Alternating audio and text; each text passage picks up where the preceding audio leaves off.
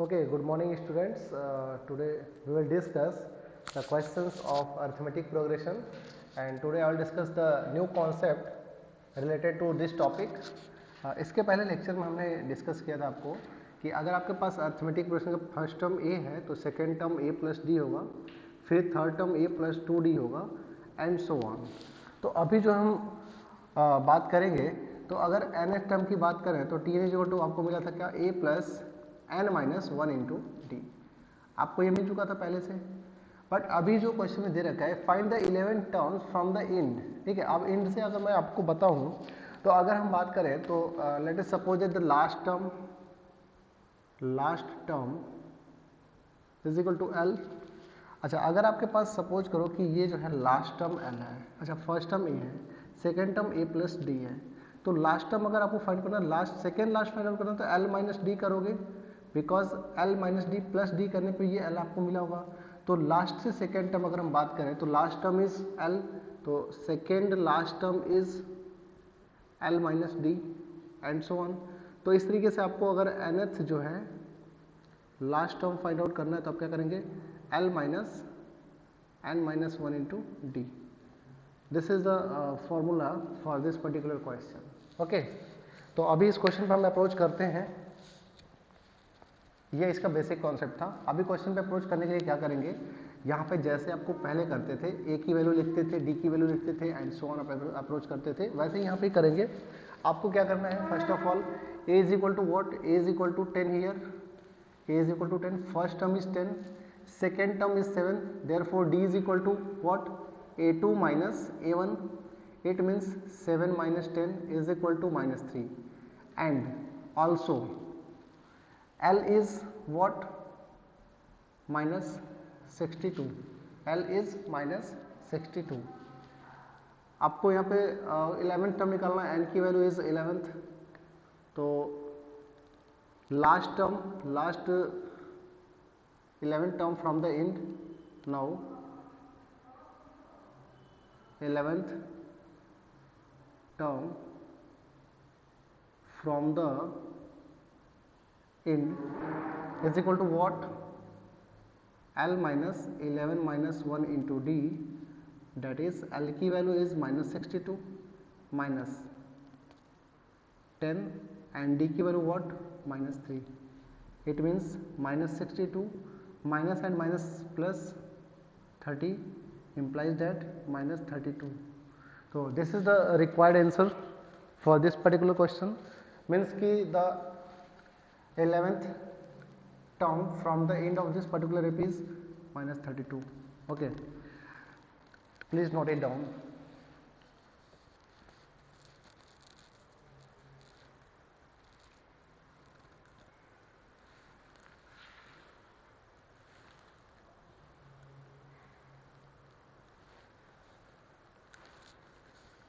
Similarly, you have a question and this question asked in 2005 CBSE.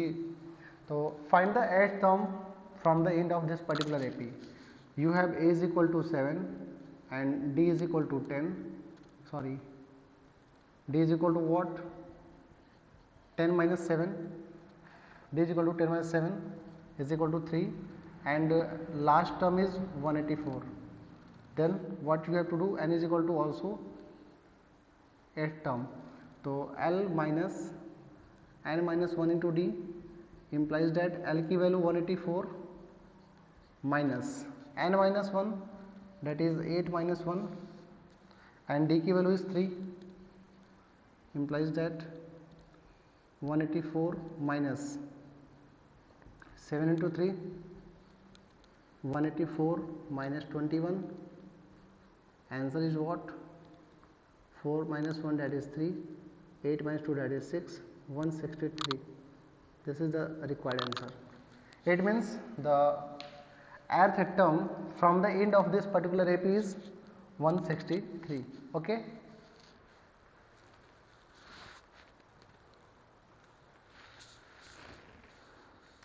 I hope आपको दोनों question समझ में आया होगा. Now I am going to erase the question.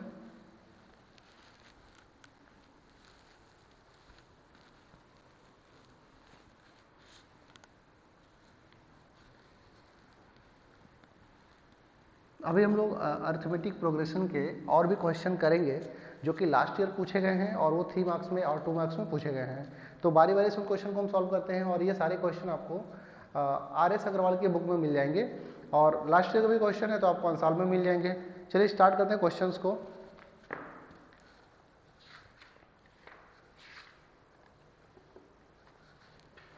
एक question दे रखा है आपको कि विच टर्म ऑफ, क्वेश्चन दे रखा है and the question is from 2017 and the question is what, which term of the AP, which term of the AP, which term of the AP arithmetic progression 8, 14, फिर 20, 26 and so on will be 72 more than 72 more than its 41 terms, its 41 term. This is your question. Okay. अच्छा, इन question पे, ऐसे question से किस तरीके से approach करते हैं वो हम सीखने की कोशिश करेंगे। ठीक है, आप लोग यहाँ से वो चीज़ सीखेंगे कैसे इन क्वेश्चंस को डील करते हैं। तो यहाँ पे अगर हम बात करें क्वेश्चंस को कैसे करेंगे, तो यहाँ पे देखिए सबसे पहले तो आपको गिवन क्वेश्चन क्या दे रखा है, आपके पास जो AP है, AP is what, AP is 8, 14, 20, 26 and so on. ठीक है, अभी कह रहे हैं 41 टर्म से 72 ज़्यादा हो तो वो कौन सा टर्म होगा। तो यहाँ पे सबसे पहले A की वैल्यू आप लिख लेंगे, A की वैल्यू इज़ 8 एंड D की value A2 minus A1, it means 14 minus 8 is equal to 6। Okay, and 41 term, तो आपको T41 आपको फाइंड आउट करना है सबसे पहले। तो T41 के बारे में अगर हम देखें तो आपको पता है फॉर्मूला है Tn is equal to what, A plus n minus 1 into d. You know this formula.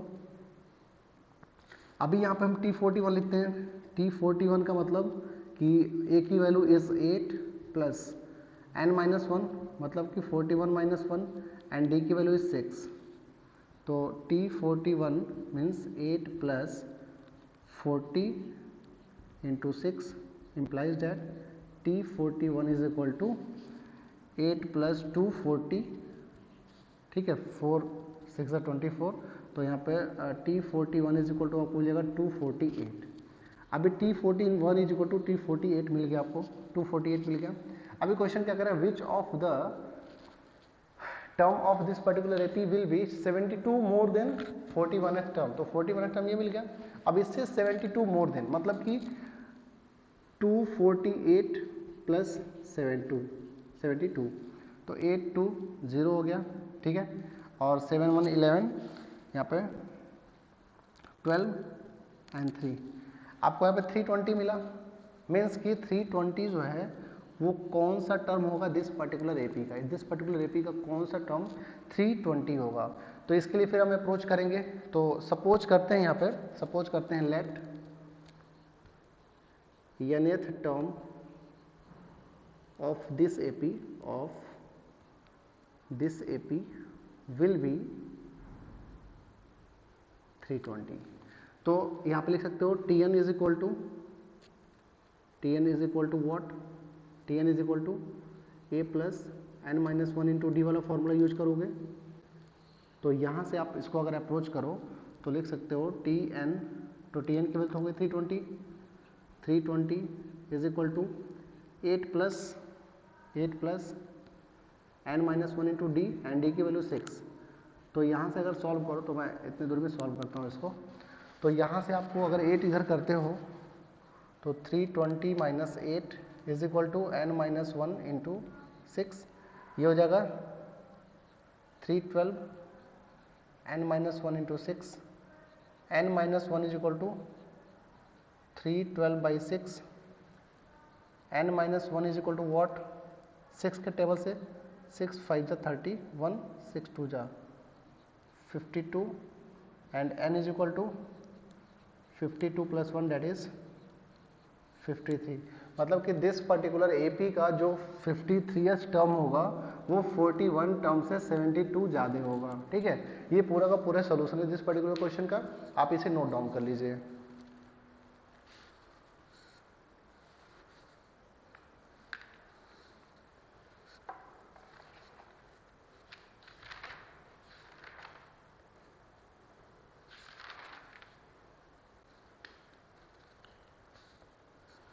अभी और भी ऐसे क्वेश्चंस हैं जो कि पूछे गए हैं, उनको हम सॉल्व करते हैं।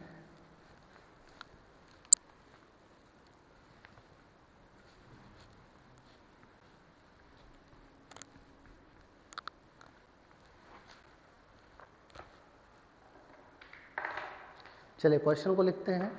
क्वेश्चन यहाँ पे दे रखा है, आर एस अग्रवाल का क्वेश्चन है, और ये आर एस अग्रवाल की एक्सरसाइज जो है, एक्सरसाइज 5A का क्वेश्चन है। अच्छा, ये क्वेश्चन 2012 में पूछा हुआ भी है। ठीक है, क्वेश्चन ये कह रहा है, क्वेश्चन इज व्हाट 2012 सीबीएसई ने पूछा है। एंड क्वेश्चन क्या है कि if four times of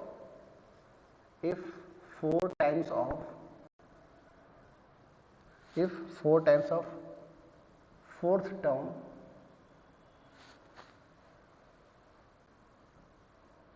term of an AP is equal to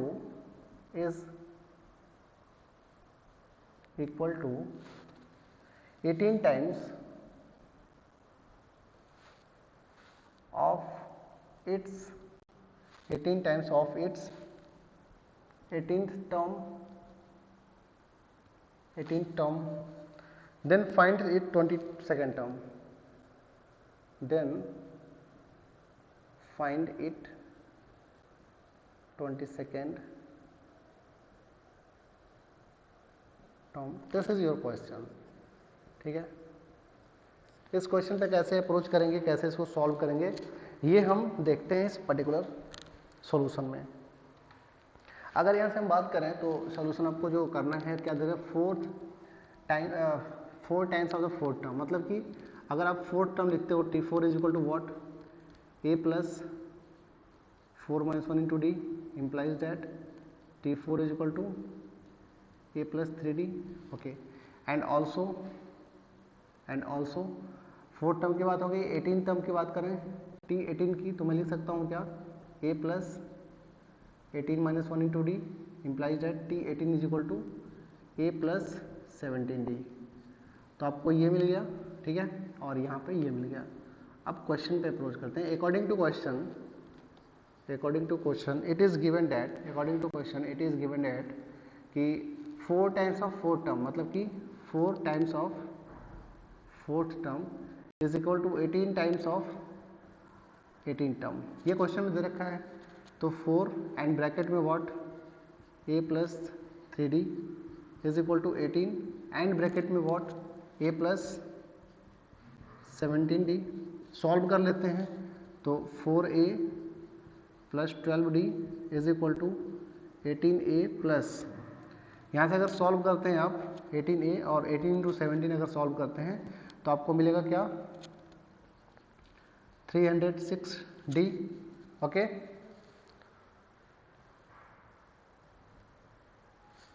अभी यहाँ पे अगर सॉल्व करो तो आप पूरे को इस साइड में लेके जाओ तो मिल जाएगा 18A plus 306D minus 4A and also minus 12D is equal to 0 here. इसको अगर लिखते हैं तो 18 minus 4 that is 14 times of A plus, यहाँ से 306 माइनस 12 करोगे तो 6 में से 2 गया, यहाँ पे 4 मिलेगा। ठीक है, 30 में से 1 गया, 29D। ठीक है, इज इक्वल टू 0 लिख सकते हो यहाँ से 14A प्लस ये समथिंग इक्वल टू D। आप यहाँ से एक काम और कर सकते हो, अगर आप 14 यहाँ पे कॉमन ले लो, लिख सकते हो A प्लस, ठीक है, 14 कॉमन लो तो A प्लस क्या लिख सकते हो, ये जो 294 है ये 14 से डिविजिबल है। ठीक है, और कितने टाइम में डिविजिबल है, देखो लकली जो 22 दिया है ना, तो अगर मैं 21 लेके चलूँ, 21D लेके चलूँ तो 21 इंटू 14 डेट इज 294।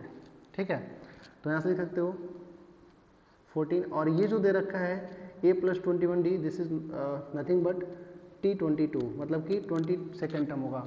यहाँ पे सिंस लिख देना कि T22 is equal to what, A plus 22 minus 1 into d implies that T22 is equal to, जो टर्म 22 होगा वो 21D होगा।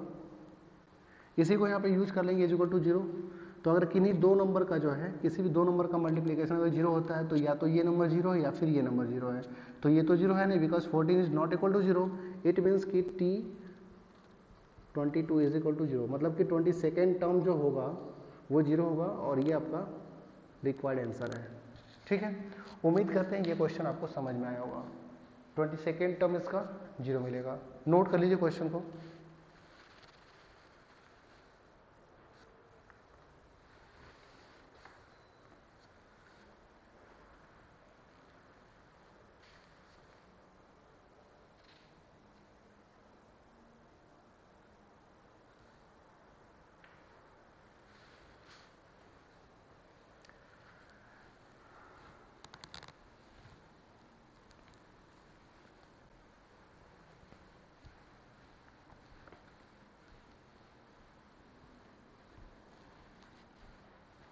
एक क्वेश्चन और करते हैं जो कि लास्ट में पूछा हुआ क्वेश्चन है, और क्वेश्चन कुछ इस प्रकार से है। दे रखा है क्वेश्चन, ये भी 22nd का ही क्वेश्चन है। सीबीएसई ने इसको जो है 12 में पूछा हुआ है। और क्वेश्चन कैसे दिया हुआ है कि there is 17 term, the 17 term of AP is 5 more than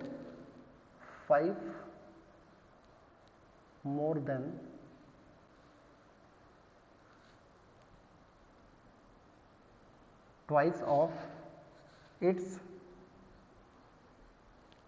8th term, twice of its 8th term. If 11th term of it is given that if 11th term of the AP is, if the 11th term of AP is 43, find the nth term. This is a question, ठीक है। And ये RS Agarwal की exercise 5A का question number 37 है, question number 37, ठीक है। RS Agarwal, class 10th।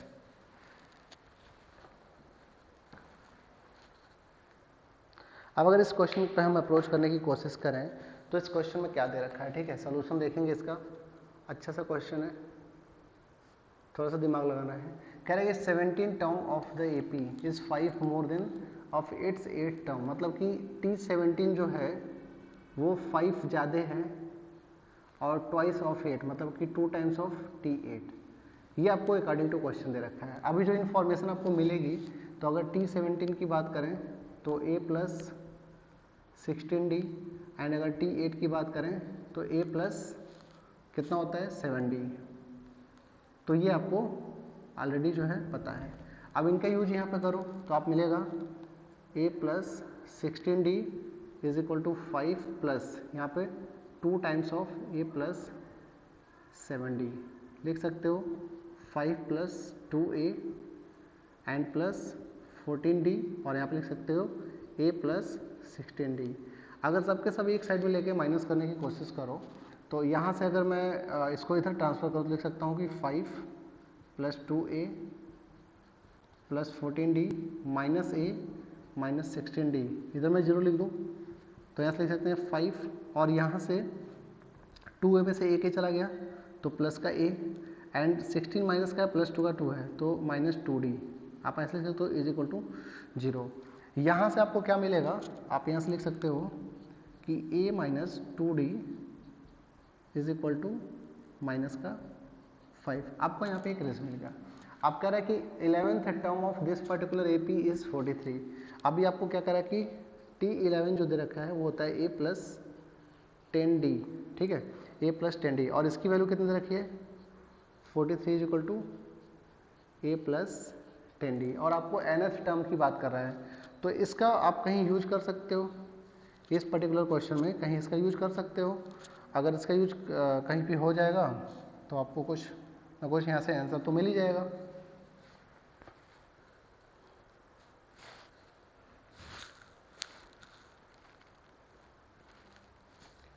तो आपको यहाँ से क्या मिल सकता है, आपको यहाँ से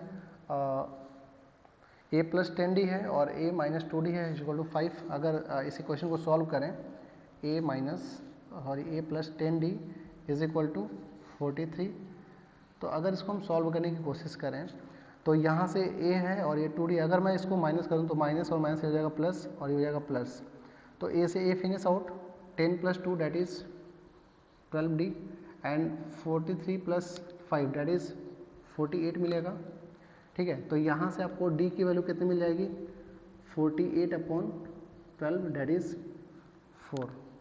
तो आपको d की वैल्यू 4 मिलेगी, d इज इक्वल टू 4 आपको यहाँ से मिल गया, d इज इक्वल टू 4 मिल गया। तो उसके बाद क्या करेंगे, अगर d की वैल्यू आपको 4 मिल गई तो d की वैल्यू को a में यूज कर लेंगे।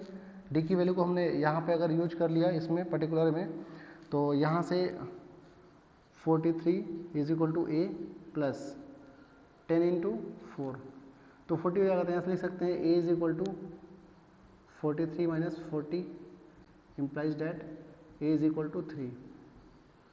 आपको a की वैल्यू 3 मिल गई और d की वैल्यू आपको 4 मिल गई। a और d की वैल्यू मिली तो tn निकालना है। तो अगर आपको tn लिखना हो तो लिखते हैं a plus n minus 1 into d. ठीक है, तो यहाँ से लिखेंगे tn is equal to a की वैल्यू कितनी है 3 प्लस n माइनस 1, ठीक है, और d की वैल्यू कितनी है 4। तो आपको यहाँ से क्या मिलेगा, implies that tn is equal to 3 plus 4 into n that is 4n and minus 4। तो tn की वैल्यू मिल जाएगी वॉट 4n माइनस 1।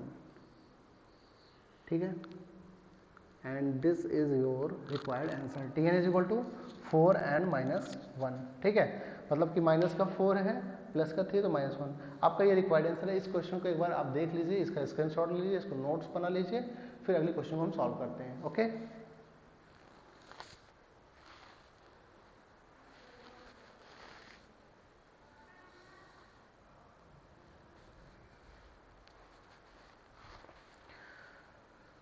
अभी एक और क्वेश्चन हम करेंगे। ठीक है,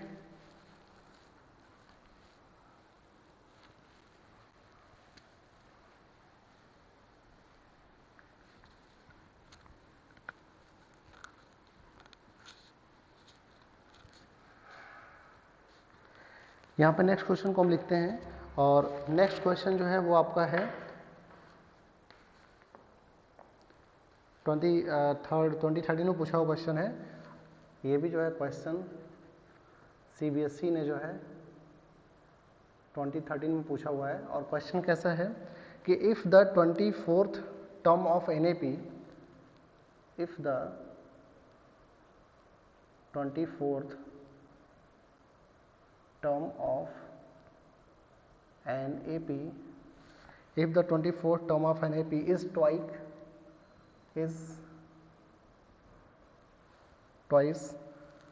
its 10th term, ठीक है, twice its 10th term, so that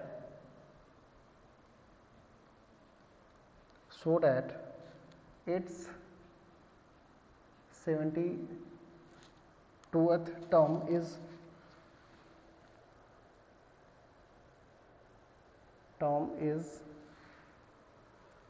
4 times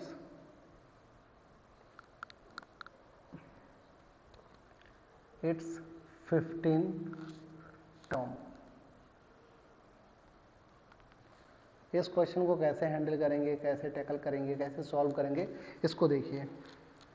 question आपको दे रहा है पहले से ही कि जो T24 है वो 2 times of it's 10th term है। ठीक है, according to question what is given here, according to question it is given here कि 24th टर्म मीन्स कि T24 is equal to 2 times of T10। ठीक है, आपको ये दे रखा है। अच्छा, यहाँ पे T24 की अगर हम बात करें तो T24 is equal to a plus 23D, a plus 23D, and also T10 is equal to what, a plus 9D। ये इन्फॉर्मेशन आपको पहले से पता होनी चाहिए, ठीक है। ऐसा क्यों होता है, क्योंकि आपको पता है ना कि ए, यहाँ पे आपको पता है कि Tn की बात करते हैं तो फॉर्मूला होता है क्या है, a plus n minus 1 into d. तो अगर Tn n की जगह 24 लिखे तो 24 माइनस 1 डेट इज 23, और a प्लस डी तो ऐसे ही रहेगा, ठीक है। इसका हम यूज करके यहाँ पे इसको लिख रहे हैं, ओके। तो अब इस इंफॉर्मेशन को हम यहाँ यूज करेंगे, तो लिखेंगे a plus 23D is equal to 2 times of a plus 9D।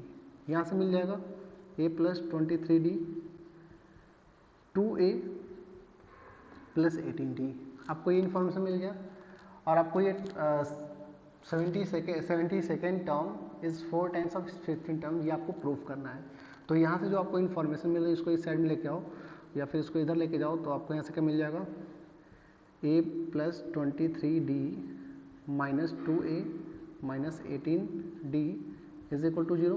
तो a में से 2a गया, डेट इज माइनस a, और 23 में से 18 गया तो प्लस का 5D is equal to 0। Implies कर सकते हैं क्या, यहाँ से 5D is equal to a। आपको एक रिलेशन मिल गया, 5D is equal to a, आपको एक रिलेशन यहाँ पे मिल गया, ठीक है। 5D is equal to a। अब यहाँ से अगर T70 सेकेंड पे जाएं तो T72 की अगर हम बात कर लिख सकते हैं कि a प्लस 71 इंटू डी, इतना लिख सकते हो, a प्लस 71 इंटू डी। और साथ ही साथ जो अगर T15 की बात करें तो T15 की, तो a प्लस 14D लिख सकते हैं। अच्छा, यहाँ पे जो है T72 की अगर हम बात करें तो d की वैल्यू, अगर मैं a की वैल्यू 5D यूज कर लूँ, 5D प्लस 71D, मतलब व्हाट, कि आपको T72 की वैल्यू जो मिलेगी वो 5 और 71 डेट इज 76D मिलेगी। ध्यान से देखना, यहाँ पे 76D मिलेगी। अब अगर मैं यहाँ पे T15 पे आ जाऊँ तो मैं T15 की वैल्यू लिख सकता हूँ, a की वैल्यू में लिख लूँ, अगर a की वैल्यू में लिख लूँ क्या, 5D और प्लस 14D। तो यहाँ से मुझे क्या मिल जाएगा, T15 की value 5 plus 14 date is 19D, ठीक है। अब यहाँ से आप क्या लिख सकते हो, कह रहा है कि 72nd टर्म जो होगा वो 4 टाइम्स ऑफ 15 टर्म। तो यहाँ से एक चीज़ और लिख सकते हो ना कि T72 को लिख सकते हो क्या, देखो 76 को लिख सकते हो, ऐसे लिख सकते हो, तो T72, और ये जो 19D है वो कुछ और नहीं 15 है, तो 4 इंटू T15, और यही आपको प्रूफ करना है, ठीक है। आपको यही प्रूफ करना है। यहाँ से लिखते हो 72 टर्म्स जो होगा, 72 टर्म, ये आपका प्रूफ हो जाएगा, ठीक है। यही आपको प्रूफ करना है। इस क्वेश्चन को आप अच्छे से देख लीजिए, थोड़ा टेक्निकल क्वेश्चन था बट इजी क्वेश्चन था, ठीक है। उम्मीद करते हैं ये क्वेश्चन आपको समझ में आया होगा। आप इसे नोट कर लीजिए। अभी हम फिर एक और क्वेश्चन सॉल्व करते हैं, सेम इसी पैटर्न का एक और क्वेश्चन सॉल्व करेंगे, okay. Note it down please.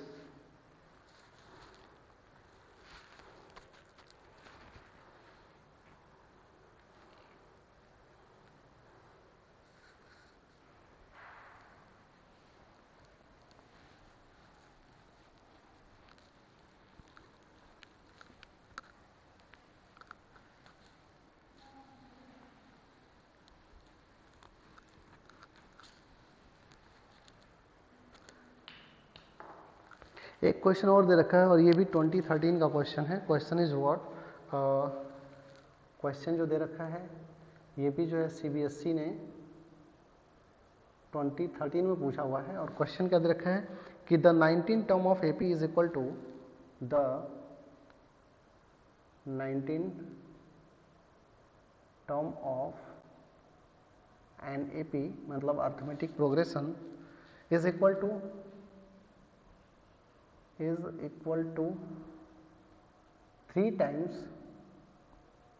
3 times of its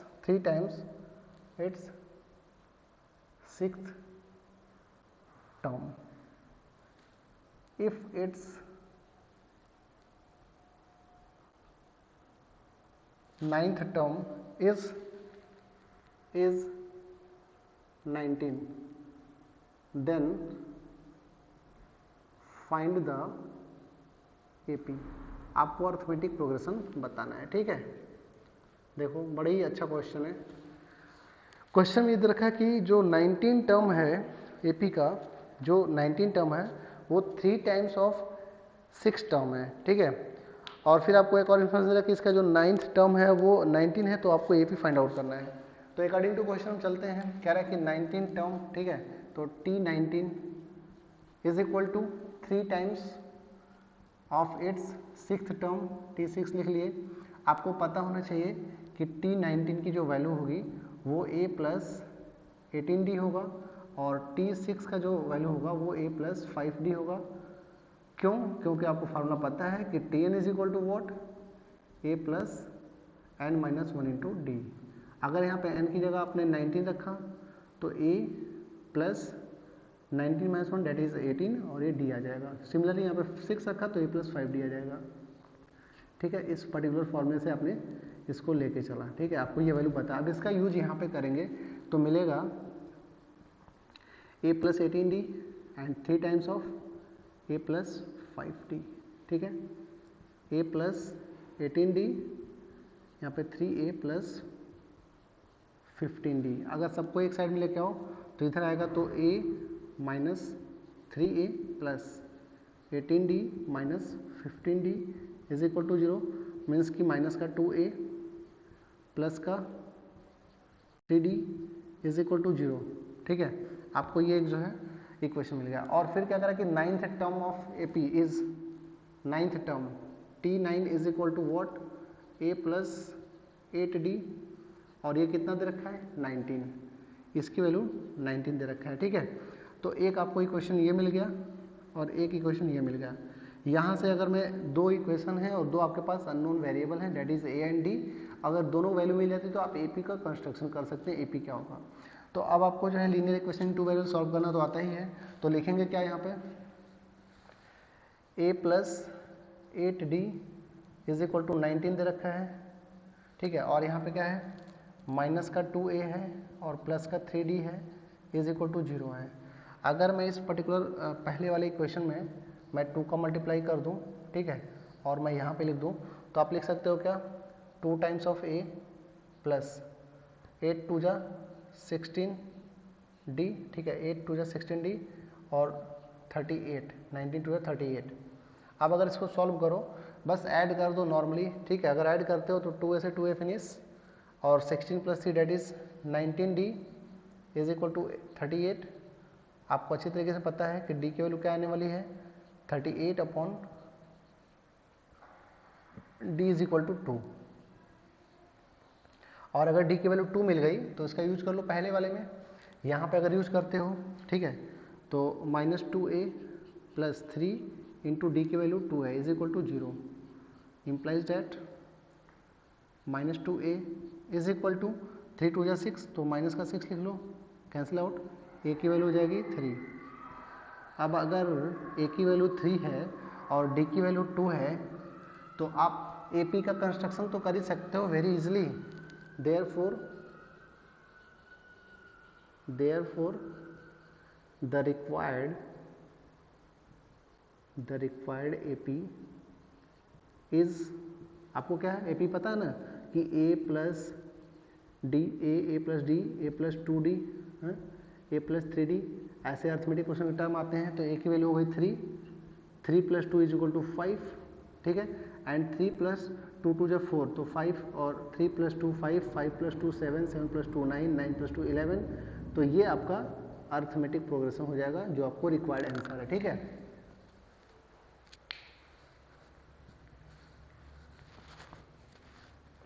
तो मैं उम्मीद करता हूं कि जितने भी क्वेश्चन अभी मैंने डिस्कस किए वो सारे क्वेश्चन आपको समझ में आए होंगे और नेक्स्ट वीडियो में और भी हम क्वेश्चन सॉल्व करेंगे जो कि अर्थमेटिक प्रोग्रेशन से होगा और प्रीवियस ईयर में पूछा हुआ होगा, ठीक है।